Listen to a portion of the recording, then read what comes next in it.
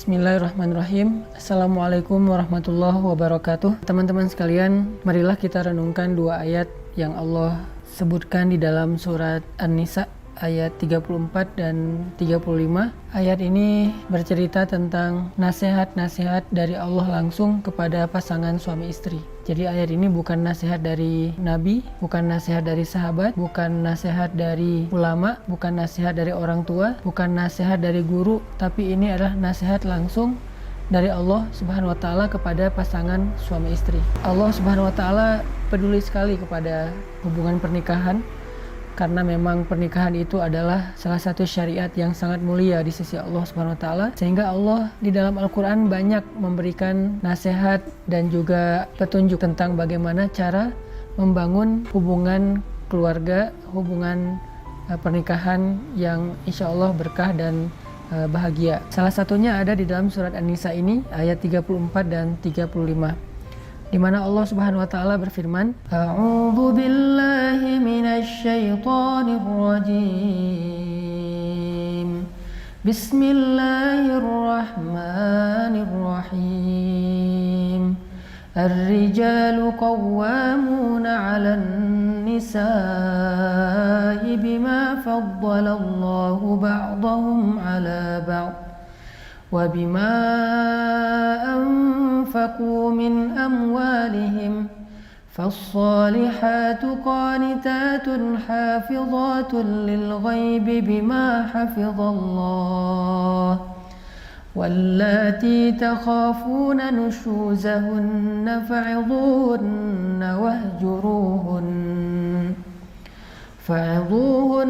واهجروهن في المضاجع واضربوهن فإن أطعنكم فلا تبغوا عليهن سبيلا إن الله كان عليا كبيرا وإن خفتم شقاق بينهما فابعثوا حكما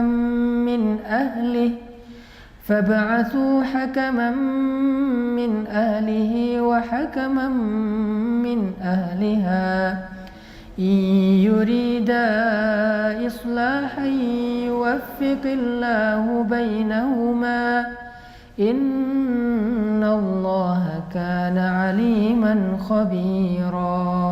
Laki-laki atau suami adalah pelindung bagi perempuan atau istri, karena Allah telah memberikan kelebihan sebagian mereka, yaitu laki-laki, atas sebagian yang lain, yaitu perempuan.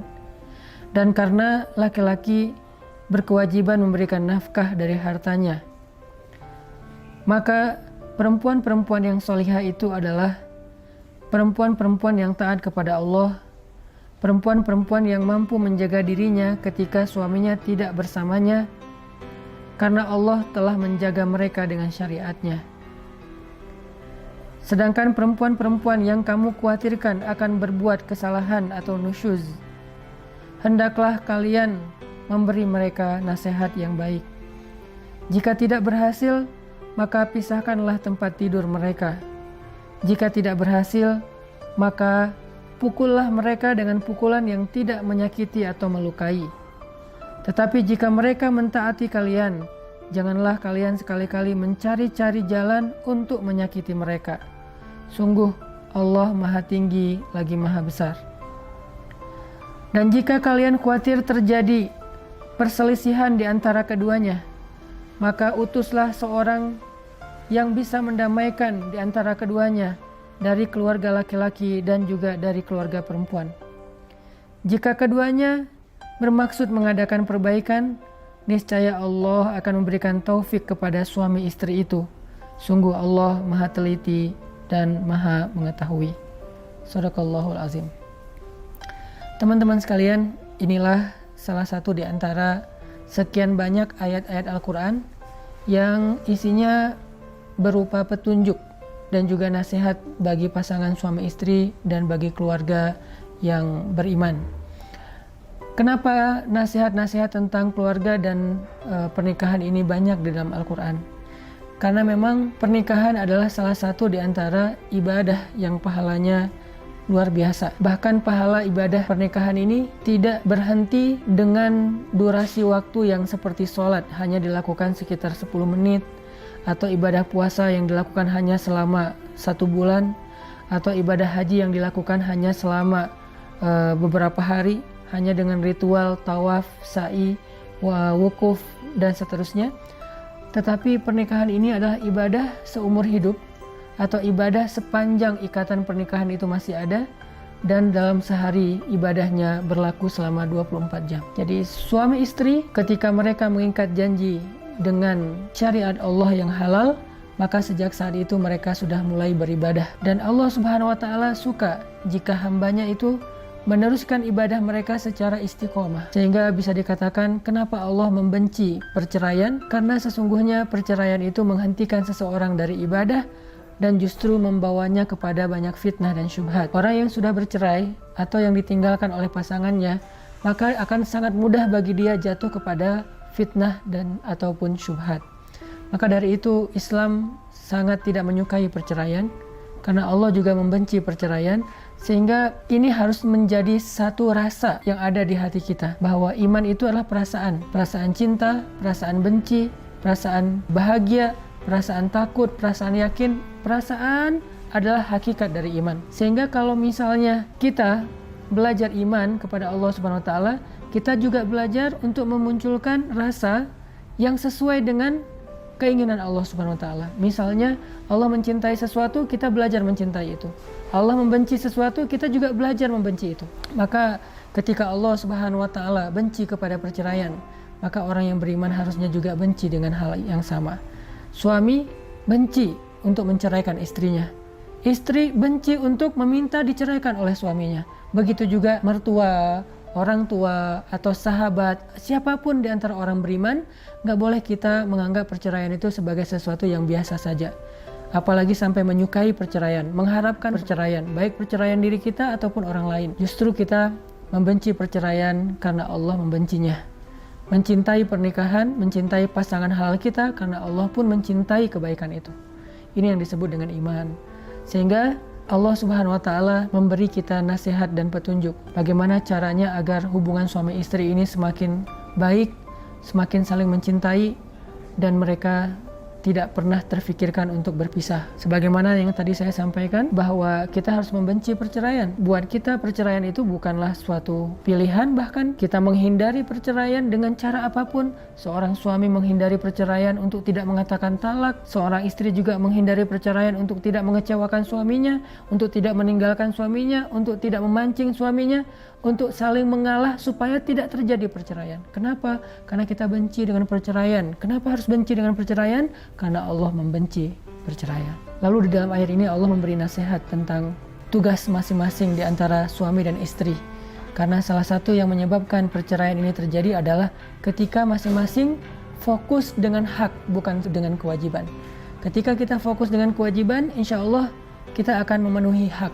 Tapi jika kita fokus dengan hak, biasanya kita tidak akan memenuhi kewajiban. Suami yang fokus dengan kewajibannya terhadap istri, maka dia akan memenuhi hak istri. Istri yang fokus dengan kewajibannya terhadap suami, maka dia akan memenuhi hak suami. Itu dikenal dengan istilah wafa dalam Islam. Makanya di dalam ayat ini Allah menasihati suami dan istri sekaligus supaya mereka sama-sama fokus, supaya mereka sama-sama berusaha untuk memenuhi kewajiban mereka agar mereka bisa menyempurnakan hak pasangan mereka. Yang pertama Allah katakan ar-rijalu qawwamuna 'alan nisa.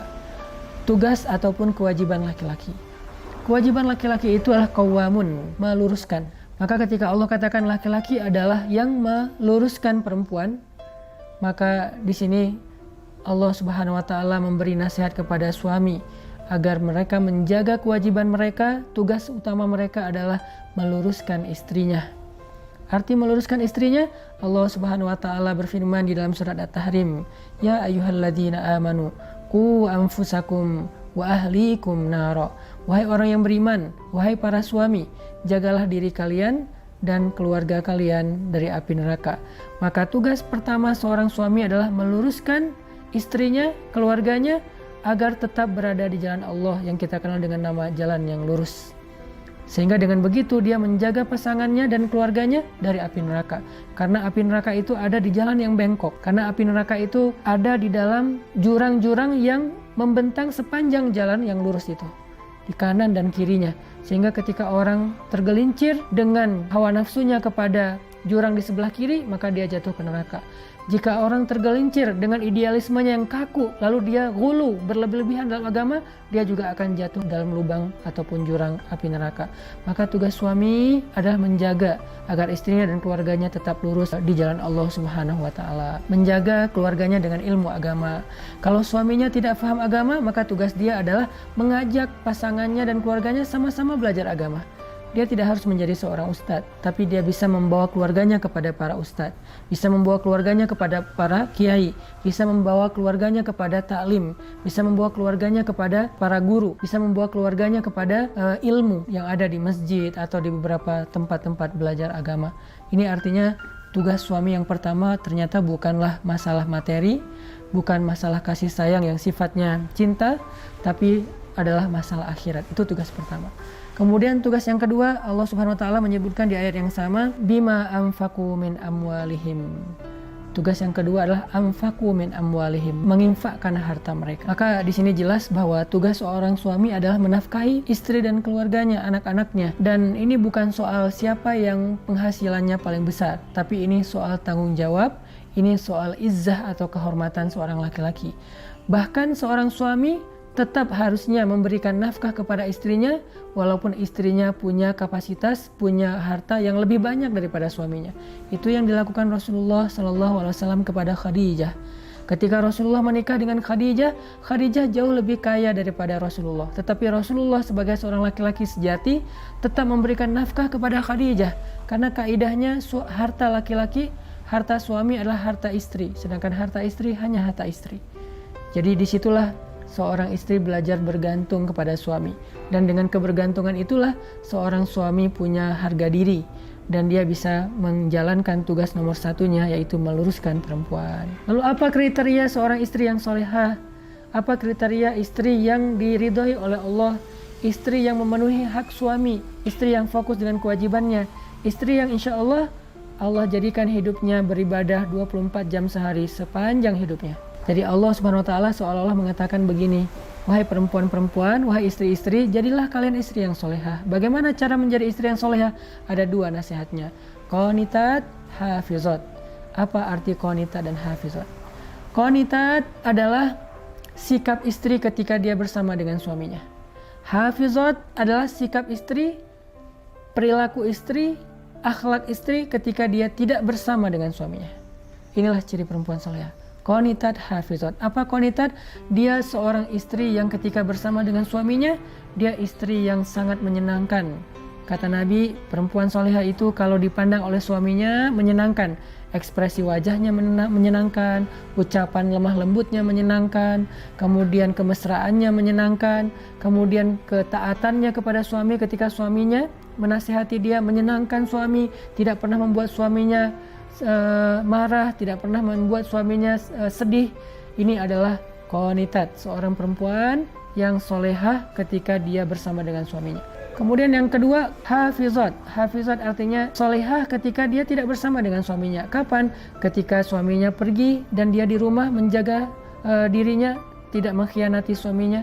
Atau ketika dia keluar rumah sendiri, bagaimana cara dia berpakaian, bagaimana cara dia bergaul, bagaimana cara dia menjaga dirinya, batasan-batasannya sebagai muslimah walaupun dia bekerja, karena tidak masalah muslimah bekerja selama dia mampu menjaga batasan. Termasuk hafizat, perempuan yang mampu menjaga dirinya di sosial media, karena mungkin suaminya tidak selalu bisa memantau dia. Ketika dia japrian sama laki-laki lain, ketika dia satu grup sama orang lain, ketika dia di akun-akun sosial media dengan orang lain, ada yang DM, ada yang komen, posting, live streaming, dan seterusnya, dia mampu menjaga dirinya meskipun tidak ada suami di sebelahnya. Ketika dia mengetik teks yang dikirimkan kepada orang lain, laki-laki, seolah-olah ada suami di sebelahnya. Seolah-olah suaminya melihat apa yang dia tuliskan. Dia memperhatikan emotikon yang dia pakai, dan seterusnya. Inilah istri yang solehah, yang mampu menjaga dirinya ketika dia tidak sedang bersama dengan suaminya. Lalu setelah Allah memberikan nasihat kepada suami dan istri, Allah kemudian mengambil beberapa contoh konflik yang terjadi. Salah satunya adalah ketika istri tidak lagi patuh kepada suami. Apa tugas suami? Maka tugas suami ketika istrinya tidak patuh, fa'izuhun, nasihati mereka secara baik-baik. Menasihati secara baik-baik itu artinya bukan memarahi, bukan menjudge, tetapi mencari bahasa yang membuat istri merasa nyaman dengan nasihatnya. Atau bisa juga memberi nasihat secara tidak langsung. Mungkin mengajak dia ke taklim supaya dia bisa mendengar nasihat yang dia inginkan dari seorang ulama dan seterusnya. Atau dia juga bisa mencari materi di YouTube atau mencari materi di sosial media yang kemudian dia perdengarkan kepada istrinya. Ini artinya kalau kita ngerasa kurang kapasitas agama, kita bisa menasihati istri kita melalui perantaraan ulama atau orang yang lebih mengerti agama. Kalau ternyata nasihat-nasihat ini tidak berhasil, tidak merubah dia sekian lama, bukan sehari 2 hari pastinya, tapi butuh waktu, ternyata tidak berubah, bahkan dia menolak nasihat ini, wahjuruhun, maka step berikutnya adalah pisah tempat tidur. Bagaimana teknisnya pisah tempat tidur? Istri tetap tidur di kamar, suaminya yang keluar. Jadi bukan istrinya yang di sofa, suaminya di kamar, tapi suaminya di sofa, istrinya di kamar. Kalau ternyata ini juga belum berhasil, bahwa istrinya tidak ngaruh pindah tempat tidur juga, dia makin nyaman tidur sendiri misalnya, maka wadribuhun, pukullah istrimu dengan pukulan yang tidak melukai dan menyakiti. Maksudnya gimana? Ini memang ada syariatnya, tetapi Nabi tidak pernah melakukannya. Ini syariat, tetapi sahabat hampir tidak ada yang melakukannya. Kenapa? Ini kondisinya sangat khusus. Memang kadang ada istri yang memang melakukan pelanggaran yang mungkin sudah terlalu kelewat batas dan memang harus ditegasi oleh suaminya. Tapi itu pun tidak boleh menyakiti dan melukai. Kalau pernah dipraktekkan oleh seorang ulama itu adalah pukulan di bagian pahanya atau di bagian lengannya dengan pukulan yang hanya bukan pukulan lebih tepatnya, mungkin hanya sekedar diingatkan gitu dengan satu sentuhan. Kamu jangan begitu. Aku tidak suka kalau kamu begini dan seterusnya. Dengarkan nasihat aku. Dan ini sama sekali bukan pukulan, cuman bahasanya saja pukulan. Tapi ada keterangan di dalam hadis yang tidak menyakiti, melukai, tidak boleh di wajah, tidak boleh di perut, tidak boleh di bagian-bagian yang bisa membahayakan dia. Tapi kalau istrinya taat, arti taat di sini mendengar nasihat suami, menyenangkan suami. Kalau dia sesekali salah itu hal yang manusiawi. Yang dimaksud dengan kesalahan yang harus ditegasi di sini itu kesalahan yang bahkan secara syariat itu fatal, dosa besar misalnya. Tapi kalau hanya lupa, mungkin istri lagi baper karena dia lagi datang periodenya, maka ini masih dalam kategori taat karena itu manusiawi, masih wajar.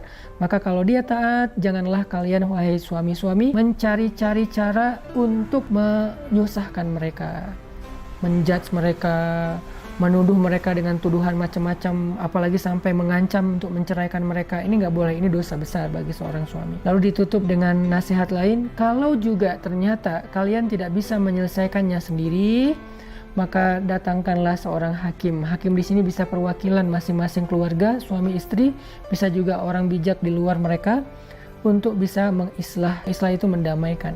Maka mendamaikan di antara suami istri salah satu di antara tugas mulia.